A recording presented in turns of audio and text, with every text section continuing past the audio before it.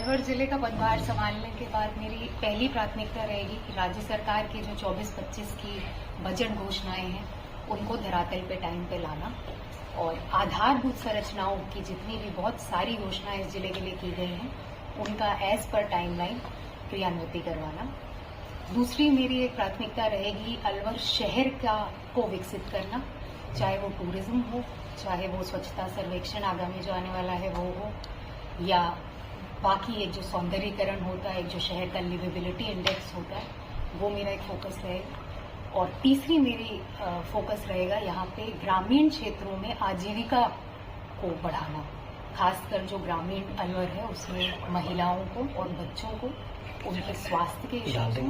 उनकी आजीविका हो, उनकी आय हो, उसमें वृद्धि लाना। इन चीज़ों पर मैं फोकस करूंगी। इसके साथ ही राज्य और केंद्र सरकार की सभी जो योजनाएं हैं उसमें अलवर को टॉप जिले पे रैंकिंग में लाना मेरी एक और आकांक्षा और योजना है। तो जनवरी से ही हमारी बहुत फोकस रहा है पूरी सरकार का, राइट फ्रॉम द स्टेट। तो ई फाइलिंग पे मेरा पूरा फोकस रहेगा। और अलवर एक बड़ा जिला है, इस वजह से मैं पिछले 2 छोटे जिलों से आई हूँ, तो वहाँ तो थोड़े संसाधनों की कमियां भी होती थी, वहाँ अरेंज नहीं हो पाता था। बट यहाँ मेरी उम्मीद है कि ई फाइलिंग तो हम डेफिनेटली इसमें इशूज जो अभी मेरी नॉलेज में है, वैसे अभी मैं और ब्रीफ हो जाऊंगी,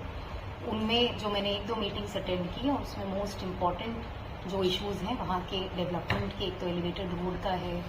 सीईसी की 10 से ज़्यादा रिकमेंडेशंस हैं जिसकी वीसी मैंने अटेंड की थी, उन सब पे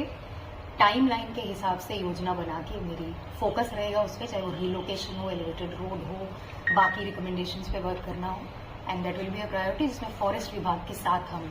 जुड़ के काम करेंगे। इरिगेशन विभाग की आपने देखा होगा इस बार सरकार की भी बहुत फोकस रहा है इन चीज़ों पे, और अपनी जो बजट घोषणा है बहुत बड़ी, वो भी साबी के रिजुविनेशन की, जैसे मैं जिस जिले में थी वहाँ साबी ज़्यादा वो थी, यहाँ पे रूपा रेल और साबी दोनों का ही कुछ पार्ट्स हैं, उनका रिजुविनेशन की है। इन एडिशन जो आपने बताया, इसके लिए इरिगेशन विभाग के जो रिकॉर्ड्स हैं, यूजुअली ऐसे में मैंने देखा है इरिगेशन और रेवेन्यू के कोऑर्डिनेशन के लैक की वजह से ऐसी चीज़ें उत्पन्न होती हैं, उसको एक एक करके वो गुत्थियां सुलझाना और उन पर एक्शन करके,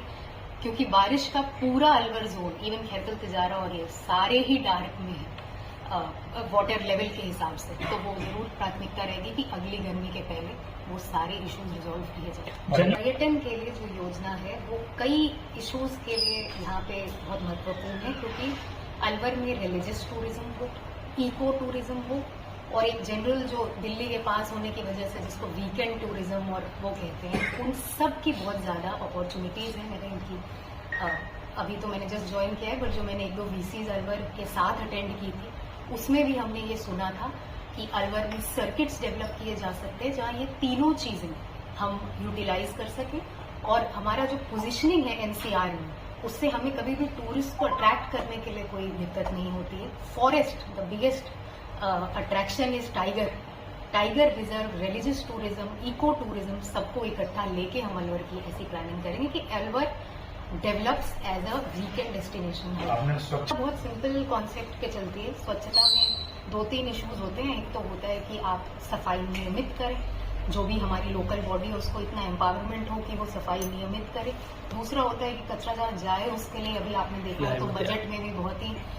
3 तरह के प्लांट्स की घोषणा की गई है, छोटी से छोटी नगर पालिका से लेकर बड़े से बड़े के लिए। उस पर वर्क किया जाएगा। लेगेसी वेस्ट रेमेडिएशन हो, प्रोसेसिंग प्लांट हो, या मटेरियल रिकवरी रिसोर्स हो। और तीसरा और सबसे महत्वपूर्ण काम होता है बिहेवियर चेंज कम्युनिकेशन का, यानी जिसमें लोगों को साथ लेके स्वच्छता की काम किया जाता है, ना कि अकेले एक